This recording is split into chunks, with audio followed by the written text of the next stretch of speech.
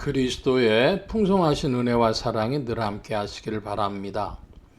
오늘 이 아침에는 요한계시록 제4장 1절로 4절까지의 말씀, 생명의 삶 큐티 11월 26일자 말씀입니다. 4장 1절 말씀 봅니다. 이 일 후에 내가 보니 하늘에 열린 문이 있는데 내가 들은 바 처음에 내게 말하던 나팔소리 같은 그 음성이 이르되 이리로 올라오라. 이후에 마땅히 일어날 일들을 내가 네게 보이리라 하시더라. 자, 먼저 4장 1절 말씀을 보면 4장 1절에 이 일 후에 내가 보니 그랬습니다. 이 일이라고 하는 건 무엇입니까? 교회들에게 주님께서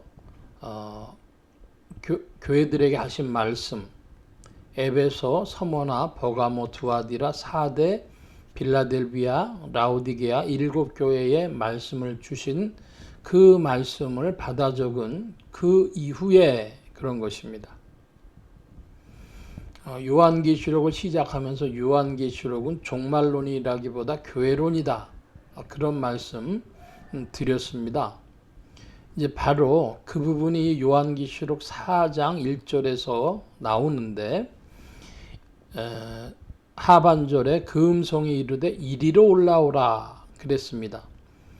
이리로 올라오라. 이후에 마땅히 일어날 일들을 내가 네게 보이리라 그랬습니다. 그래서 이제 이리로 올라오라 이것을 해석하는 여러 가지 해석들이 있는데 그 중에 한 가지는 이제 휴고 세례 요한이 이리로 올라오란 말씀과 함께 하나님의 세계로 들림 받았었다고까지 이해하는 겁니다. 주로 이것은 휴고론자들의 한 파벌에서 한 부류에서 이런 해석을 하죠. 사도 요한이 주 안으로 감추어진 것을 말한다. 두 번째 이리로 올라오라는 것은 그 사도 요한이 영적 세계를 경험하는 것인데 사도 요한의 영을 부르셔서 영계 체험을 하게 하셨다. 이것입니다. 그것은 그럴 수도 있고 이리로 올라오라는 말씀을 주셨으니까 마치 사도 바울이 삼층천의 경험을 한 것과 같다. 이렇게도 이해할 수 있겠는데 그래서 이리로 올라오라 하신 말씀에 이제 사도 바울이 반응을 했다면 자기가 반응한 것이 아니라 주께서 말씀을 하시고 그런 세계로 보여주신 것이죠. 뭘 봤냐? 마땅히 일어날 일들을 내가 네게 보이리라. 이 말씀 때문에 이후에 마땅히 일어날 일이라 그래서 이것을 종말론으로 해석을 하는 것입니다. 자, 우리가 종말론 그러면은 세상이 어떻게 되어질 것인가? 이제 지금 2024년인데 2025년에는 무슨 일이 벌어지고 그 후에는 무슨 일이 벌어질까? 3차 대전은 언제 벌어지고 휴고는 언제 되어지고 7년 대환란은 언제 일어나는 것인가? 뭐 이런 생각들을 합니다. 저도 물론 이제 신학교 들어갈 때까지 그 학생회를 하고 청년회를 하고 신학교를 들어가서까지도 그런 생각을 했었습니다. 신학을 배우면서 여러 가지로 많이 생각이 바뀐 것이죠. 정통교회들이 어떻게 이 말씀을 해석해 왔는가 하는 걸 보다 보니까 이제 생각이 바뀌어간 것입니다. 결론부터 먼저 말씀드리면 이후에 마땅히 일어날 일을 역사의 차원에서만 보는 것이 아니라 교회 중심적으로 본다. 즉 사도 요한이 본 것은 교회가 이 지상 끝날까지 어떻게 변화돼 갈 것인가, 주님 안에서 어떻게 연단되어지고 어떻게 주님을 배반할 것인가, 그걸 보여주었다는 것이죠. 그 일에 대한 반향으로 이 역사의 차원에서도 이방인들까지 포함된 역사에서도 변화가 생기는 것입니다. 로마서에 피조 만물이 다 하나님의 자녀들의 나타남을 구한다고 하는 말씀처럼 이 역사의 중심에는, 세계사의 중심에는 교회사가 있는 것입니다. 그래서 이후에 마땅히 일어날 일을 내게 보이리라 한 것은 교회에 관한 말씀이 중심이다. 이것을 먼저 기둥을 박듯이 딱 박아놓고 요한계시록을 본다면 해석이 많이 달라질 것입니다. 자, 여기까지 일단 보고, 특별히 하늘의 열린 문이라 그랬는데, 하늘의 열린 문이란 구절이 참 마음에 좋죠. 그래서 길거리 가다 보면 열린 문 교회 그런 곳들도 보게 되어지는데, 하늘의 열린 문, 하나님께서 인생들에게 은혜 베푸시는데 교회를 통하여서 하늘에 열린 문을 주시는 줄 믿습니다.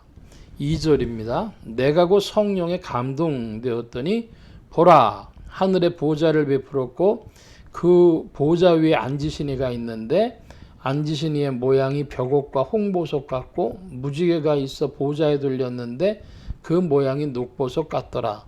또 보좌에 둘려 24 보좌들이 있고 그 보좌들 위에 24 장로들이 흰옷을 입고 머리에 금관을 쓰고 앉았더라.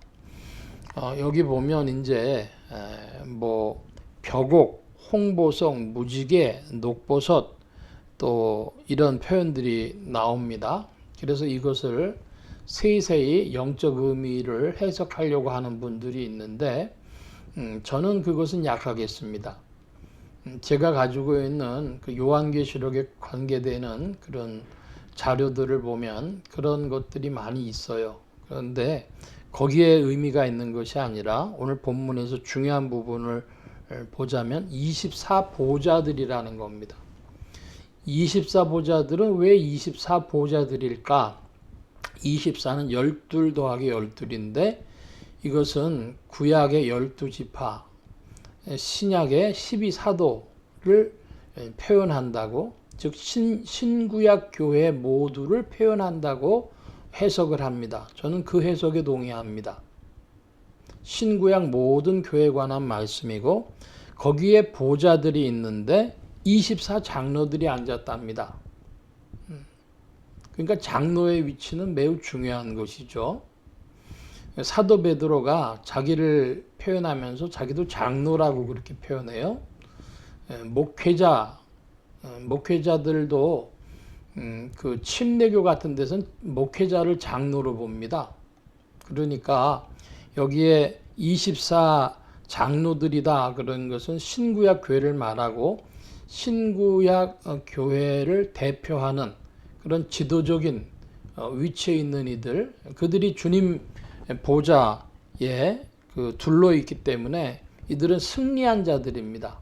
승리한 교회, 승리한 신앙, 이것을 표현한다 하겠습니다. 이 장로들은 흰옷 입고 머리에 금관 썼다 그래요. 그러니까 주로 머리에 금관 쓰는 것은 왕관이죠. 승리자의 모습입니다. 월궤관. 그래서 이 지금 2절 말씀에 보면 내가 곧 성령에 감동되었더니, 이것은 이리로 올라오라고 주님이 말씀하셨기 때문에 성령의 감동으로 이제 그런 영적 세계를 감동받게 된 것이죠.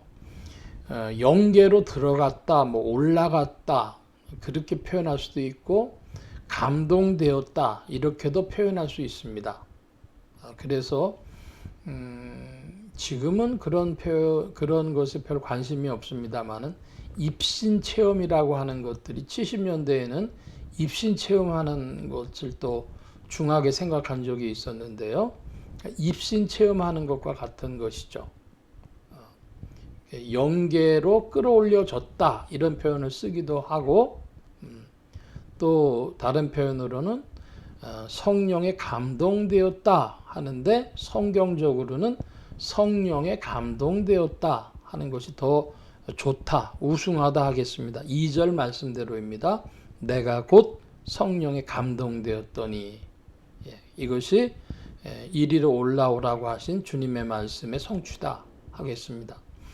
오늘 말씀은 여기까지 보겠습니다. 기도합니다. 만복의 근원 되신 주님 함께해 주셔서 우리의 신앙이 신구약 교회의 승리한 자들 안에 있게 하여 주옵시고, 주님 마땅히 우리의 신앙이 주님 안에서 교회의 올바른 자리로 나아갈 수 있도록 성령님께서 더욱 지도하시고 인도하여 주시옵소서. 주께서 이끄심을 구하며 우리의 모든 부족한 가운데서도 주께서 더욱 주장하셔서 주님의 나라에 동참케 하여 주옵소서. 감사하며 의지하올 때 예수 그리스도의 이름으로 기도하옵나이다. 아멘.